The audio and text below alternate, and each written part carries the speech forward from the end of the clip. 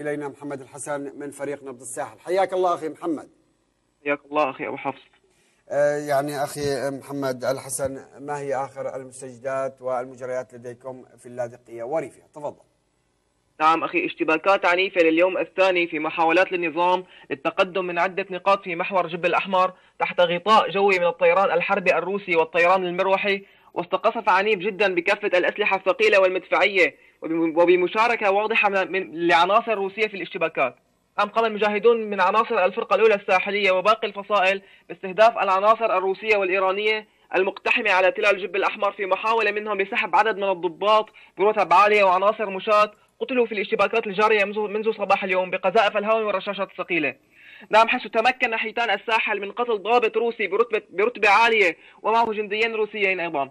نعم، قصف عنيف جدا بالأسلحة الروسية تستهدف المجاهدين في ريف اللاذقية، عداك عن أسراب الطيران الحربي الروسي التي تقصف مواقع الاشتباك بالصواريخ الفراغية والعنقودية، وبمشاركة واضحة لراجمات الصواريخ الحديثة الروسية من نوع توس 1 لتستهدف نقاط الاشتباك. نعم، أما على صعيد جبل التركمان أيضا منذ ساعات الصباح الأولى تحاول قوات النظام المدعومة بعناصر وضباط روس وإيرانيين باقتحام عدة محاور في جبل التركمان، حيث تجري اشتباكات عنيفة جدا في محوري غمام وبيت عوان تحت تمهيد مدفع كثيف الزوارق الحربية والطيران والمدفعية الثقيلة المتمركزة على قمم المراصد تستهدف محاور الاشتباك.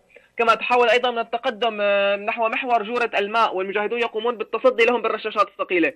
نعم، كما قامت الفرقة الثانية الساحلية باستهداف تجمعاتهم بالرشاشات الثقيلة وقذائف الهاون، حيث حققوا إصابات مباشرة. نعم أخي، محاولات اقتحام مزدوجة من قبل شبيحة النظام وكلاب الروس والإيرانيين على جبل التركمان والأكراد، واشتباكات عنيفة جدا تخوضها كتائب المجاهدين في مختلف محاور اللاذقية، وصمود وثبات أسطوري تقدمه حيتان الساحل في ريف اللاذقية.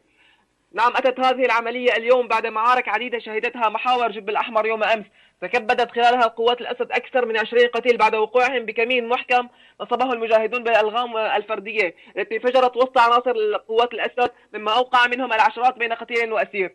نعم، لم تنجح قوات الأسد في التقدم حتى الآن رغم كثافة القصف البري والجوي. الثوار المجاهدين في الساحل السوري يسطرون أروع البطولات دفاعا عن دينهم وأرضهم، وهم في سبيل الله قد خرجوا فلا تنسوهم من الدعاء.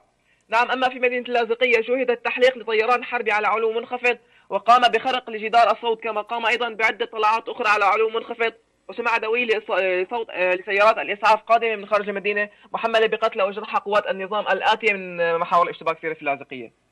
يعني أخي محمد الحسن، كيف هو التواجد الروسي ضمن مدينة اللاذقية؟ هناك تواجد كثيف للروس ولشيعة الحرس الثوري الإيراني وحزب الله. كيف تبدو مدينة اللاذقية في ظل زحمة هؤلاء المرتزقة داخل المدينة؟ نعم أخي أبو حفص، رصدت مجموعة من رسل مجموعة من العناصر الروسية أيضا منذ أيام تتجول بسلاحها الميداني الكامل في داخل مدينة اللاذقية. نعم، تشهد مدينة اللاذقية تضييق جدا واضح جدا من قبل قوات النظام والطائفة العلوية، خناق جدا للطائفة السنية في داخل مدينة اللاذقية. نعم، محمد الحسن من فريق نبض الساحل الناشط الإعلامي، حقيقة وضعتنا في الصورة الكاملة لما يدور في اللاذقية، لاذقية بني أمية والساحل الشامي. نسأل الله السداد لمجاهدينا في الرأي وفي الرمي، وأن يثبتهم إن شاء الله يا رب، ويفرج عن أهل سوريا أجمعين. أعزائنا المشاهدين، هذه كانت أهم الخطوات اليوم في بقعات جغرافية